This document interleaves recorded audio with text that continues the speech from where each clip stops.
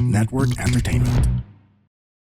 Pare-pareho lang yung ginagawa mo araw-araw? Feeling mo ba wala kang growth? Or feeling mo ba, siguro I want to try new things? Maybe gusto mo mag-passion project? Alam mo yun, kailangan mo ma-identify what's causing this, di ba?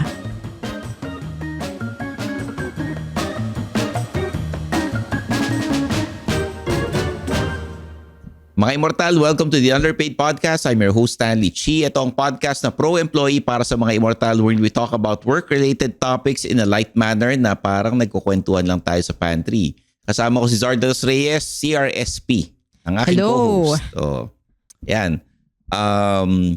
Kumusta, Zar? Kasi etong past few weeks, napaka-busy natin. Tama. Oh, very busy, nakakapagod. Pero ito yung tipong pagod na ginusto natin. Kasi bukod sa Underpaid Podcast, we have Suplado Motors. We review cars every week. Oo. Hanggat maaari, no? And also we have food reviews, di ba? Food reviews and then nung nakarang Mias na napaka-stressful ng event na yun. Sobrang daming sasakyan na bagong ni-launch and syempre, marami kaming hihiramin ng mga bagong chikot. Yeah. Ano pangalan ng food review mo? Chibog. Chibog. Chi, as in Stanley Chi. Bog. Okay. Yun. Bog. Yun, Chibog. Yun. Ang nagbigay ng suggestion no si Lourdes de Vera. Talaga? Sabi niya, pag papangalanan mo yung food review mo, Chibog. Galing Ayan, So nakakuha ka ng libreng consultation. Hindi kasi madali lang naman na Naisip ko na rin dati yun. Kaya lang, medyo nagdadalawang isip ako kung Bakit? gagamitin ko ba o hindi. Bakit naman? Syempre, naisip ko yung, branding na Yeah. Kasi because Suplado Tips, Yeah. Suplado Motors, okay. diba? Doon ako na lilinya. So anong iniisip mong pangalan? Wala lang. Wala akong nilagay Suplado na. Eats, gano'n. Yun lang, hashtag ko Suplado Eats, mga gano'n. Tama rin naman yung Chibog. Kaya yun ang ginagamit ko. Abangan Maganda yung mga naman, food maganda review ko. naman. Actually, may mga gusto magpadala nga ng mga items dito sa recording. Tama. Oo, kasi nga dahil nga nagre-review tayo ng pagkain. Pero yun, maraming salamat sa mga sponsors natin na sinusuportahan din tayo. Yes. We went to different restaurants the past few weeks like Baba Siriano, we went to Kamuning Bakery, Chinese Beef Noodle House, the Lucky Yogurt, di ba? Yun. Na nakilala natin sa Makina Motor Show. Oo, yan. The Mias na Napadaan lang kami dun sa Makina. No, that's the friend of naalala nyo ba mga Immortal yung feng shui guy natin si Johnson Chua? Friend ng kaibigan ni Sam Chua. Which is the brother of si Phoenix Dragon. Yan. So ito, office confessions tayo. Yes. Diba? Yung mga Dear Underpaid. May mga nagpapadala ng mga tanong sa atin. Bibigyan natin ng payo. Okay, pero, game. Bago yan, like and subscribe. Bukod sa Underpaid on all social media platforms, meron tayong Suplado Motors. Mag-subscribe po kayo dyan. And syempre, yung personal namin, Stanley Chi, Zardos Reyes 1 on LinkedIn. Okay. Etong nagpadala ng sulat sa atin. Ang title niya, Resign na Sana. Okay. Dear Underpaid Podcast, please call me Resign na Sana. Halos araw-araw ko nang iniisip na mag-resign. Hindi naman toxic ang trabaho. Okay din ang boss pero wala na akong motivation. Parang ginagawa ko na lang siya para sa sweldo. Hindi ko alam kung burnout ba ito o kailangan ko lang ng bakasyon. Normal ba na dumadating sa point na wala ka ng gana sa trabaho kahit okay naman ang lahat? From Resign na Sana. Zar.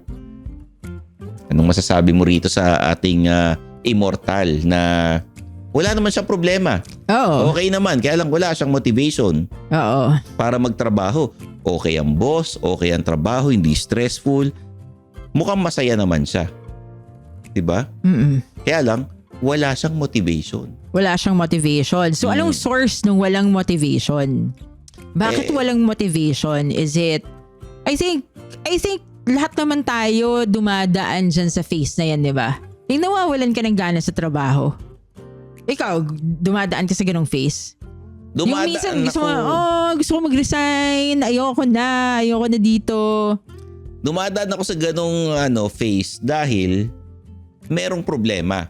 Oo. Eto, walang problema. Mukhang okay naman siya. Hindi naman daw toxic ang trabaho. Okay ang boss. Parang ginagawa na lang niya para sa sweldo. Oo. So, ibig sabihin, mukhang okay naman ang sweldo niya. Okay mga kaopisina. Diba? Actually, may problema siya. May problema siya sa motivation niya. Maybe may problema siya na feel niya you're doing the same thing every day. Naging diba? routinary. Oo, pwedeng ganun. Kasi parang walang excitement. Hindi niya alam kung burnout ba o kailangan lang niya ng bakasyon. Yun. Alam mo, minsan yung bakasyon, okay rin naman ang bakasyon eh. Pero isipin mo rin, pag nagbakasyon ka ngayon, if you have the same problem nung umalis ka, you will have the same problem pagbalik mo. Okay. Diba?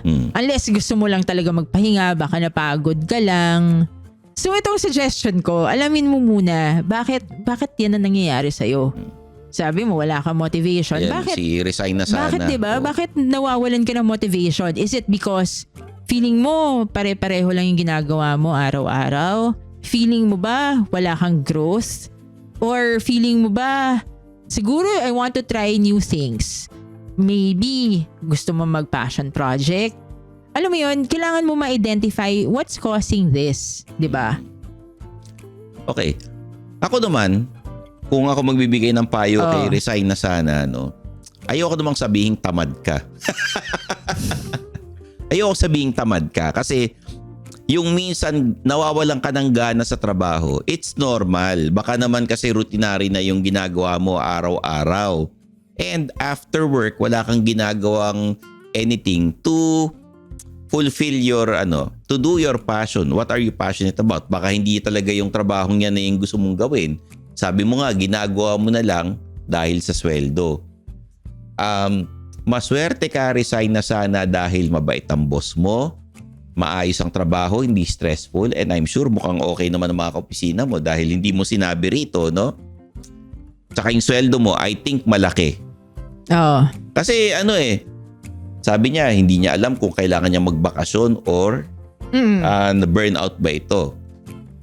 So, tingin ko, hindi mo ginagamit yung mga vacation leaves mo.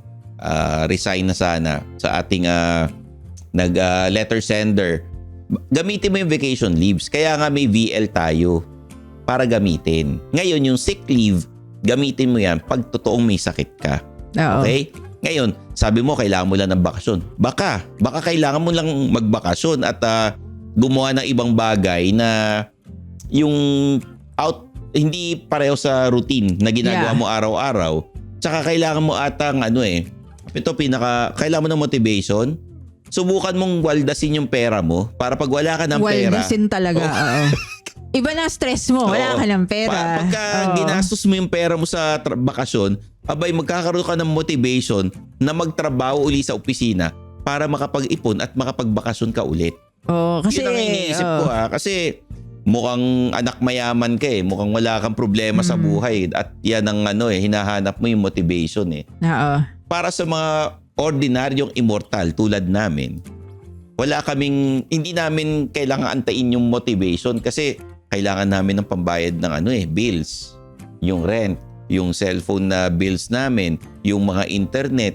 Pagka breadwinner ka, medyo medyo yung motivation, yun na yung motivation mo, kailangan mo magbayad ng bills every month. Mukhang itong si resign na sana, hindi ata nagbabayad ng bills to eh. Oo. Parang nakatira lang ata sa parents Ikaw niya, naman. di ba? Assumptions yun, syempre. Pero whatever the problem is, sana maisip mo or mahanapan mo ng solusyon nito. Kasi mahirap magtrabaho ang isang empleyado pag wala siyang gana. Oo. Pag sweldo na lang yung routinary na kasi maapektuhan yung quality of work. Diba? Kasi parang, pwede na yan. Sige, okay na. Sweldo na ako sa 15 tsaka sa 30. Oo. Diba?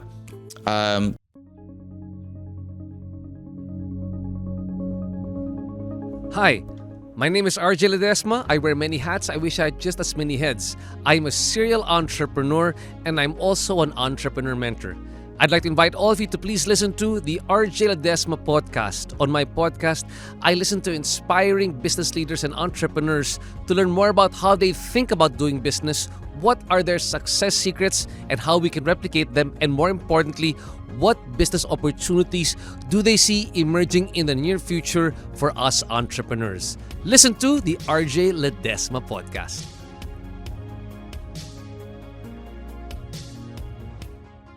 Kailangan mahal nyo yung ginagawa ninyo. Mamahalin kayo niyan pabalik eh. Sa Tama. career, pwede kayo umangat, pwede kayong ma-promote, pwedeng lumaki pa sweldo ninyo, pwede kayong makagawa ng ibang side hustle, or minsan baka ikaw na yung gumawa ng sariling negosyo. Oo. Siguro hindi siya nasa-challenge dun sa trabaho niya.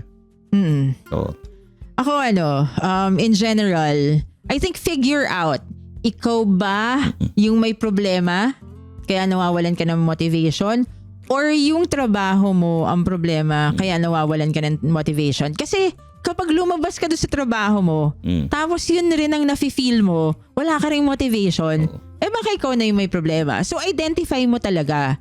Ngayon, kung hindi mo alam kung paano i-identify yan, anong gagawin mo? Ito advice, real world advice, dahil nafe-feel ko to the past year.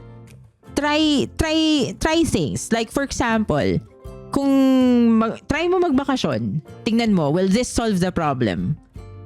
Okay, magbakasyon ka, pagbalik mo, okay, demotivated pa rin ako. Okay, so hindi na solusyon. O try another one. O maybe baka kailangan ko mag-spend ng Saturdays doing something creative. Diba? May mga ganun. Ako ginagawa ko yon dati.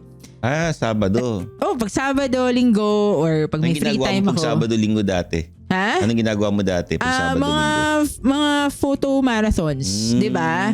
Tapos nag-a-attend ako ng mga photography seminars, photography events. Nangyari Kasi yun hilig mo yung for passion 1 mo year. no? So kunwari, ganun. Kapag hindi na-resolve, okay, try ka ulit ng iba. Baka naman wala kang love life. Kasi honestly, kapag wala kang love life minsan, or kung meron ka tapos sakit sa ulo yung partner mo, minsan maapektuhan rin yung work mo eh. Baka mawalan ka rin ng gani. Sa kaso niya, mukhang wala naman daw siyang problema sa trabaho tsaka sa boss eh. Baka sa buhay meron. Iniisip ko lang, Oh. anong mas okay mawalan? Mawalan ng motivation o mawalan ng trabaho? Kasi pag nawala ka ng trabaho, magkakaroon ka ng motivation eh. Alam mo, for some people, lalo na pag nandun ka na sa point na wala na akong pakialam. For some people, mawalan ako ng trabaho, tapos noodles na lang kakainin ko, okay na ako.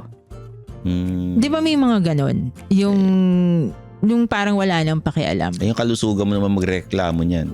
Wala Mabawian ka Yun ng ang katawan nafe-feel mo, niya diba? Yun ang nafe-feel niya. So ako, parang try to resolve your issue, but try to resolve it in a way na parang, okay, I'll try to go on a vacation. I'll try to do something creative. I'll try to maybe apply to other jobs. Pag na-feel mo na excited ka, Hindi. alam mo, seryoso Magtatrabaho siya sa iba, tapos mararamdaman niya, ay maganda pala yung iniiwan kong trabaho, babalik na lang ako ron. O kunwari, di ba? Magtrabaho ka sa bakery, for example. Tapos hindi ka pala nakakatagal doon. Anong trabaho mo sa bakery? Baker. Panadero, ganyan. Yun. Nagmamasa ka ng mga tinapay, from mga my office pandesal. job, ganun. biglang nag-bakery ka. Tapos biglang naisip mo, very labor intensive pala to. Tapos, ayun, babalik ka ulit dun sa trabaho na mahirap din yung office job. hugas ng kamay. Oo. Dahil nagtatrabaho ka sa food industry. Oo, di ba? So, ayun. Baka mamaya ma-realize mo after ng interview. Try ko kung feeling mo na gusto mo mag-resign, mag-try kang magpa-interview sa iba. Malalaman mo rin naman yung culture ng company na yan dun sa interview. Baka mamaya biglang magulat ka. Baka ma-feel mo na, okay, mas mukhang okay pala yung boss ko.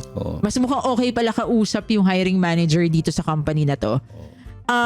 You really have to experience it. I mean, you have to really try and resolve whatever you're feeling.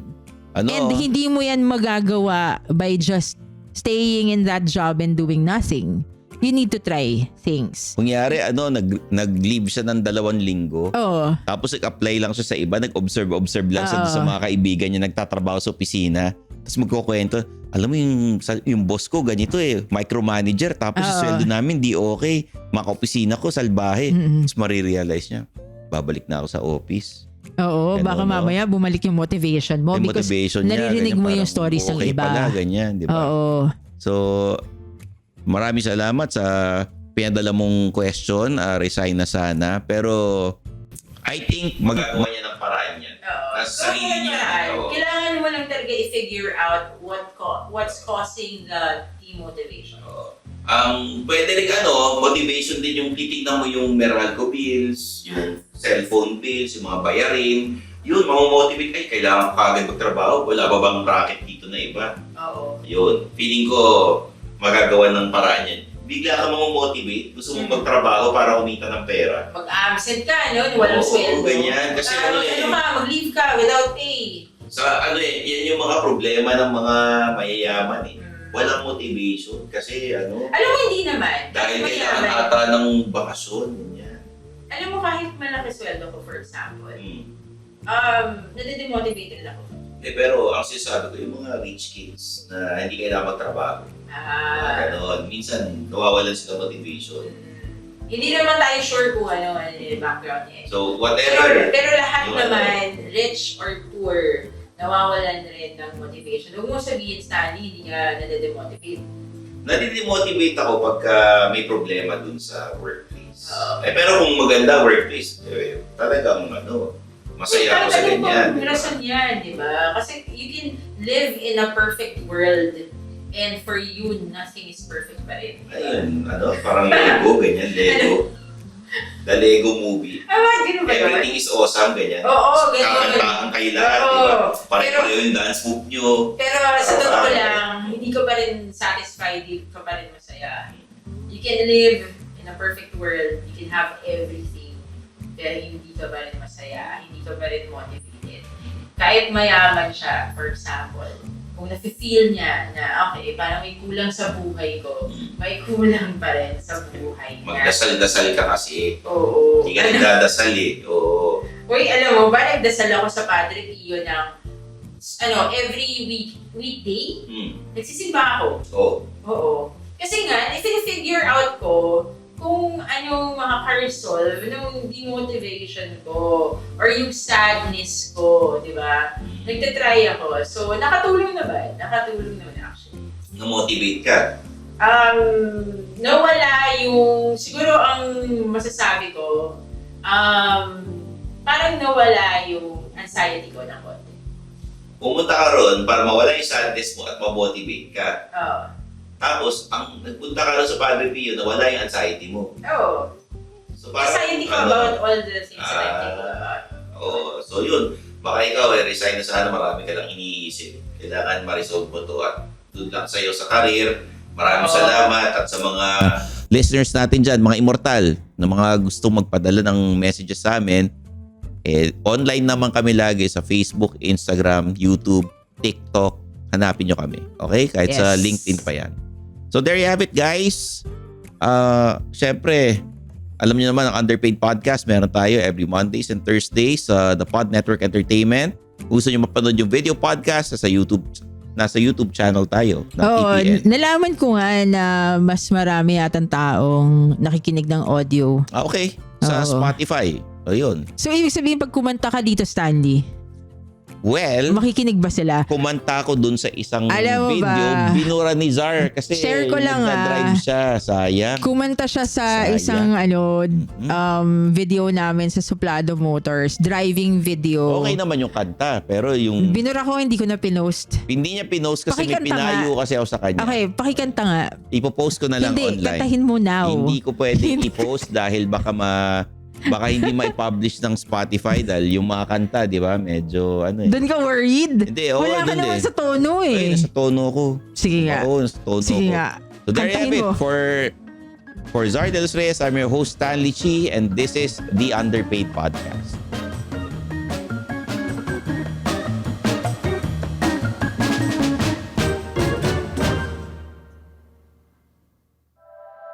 The opinions of podcast creators, hosts, and guests are not necessarily reflective of the official stance of the Pod Network Entertainment, its hosts, or other network programs. The content created by the people behind the podcast is personal and not meant to harm any religion, ethnicity, group, organization, company, or individual.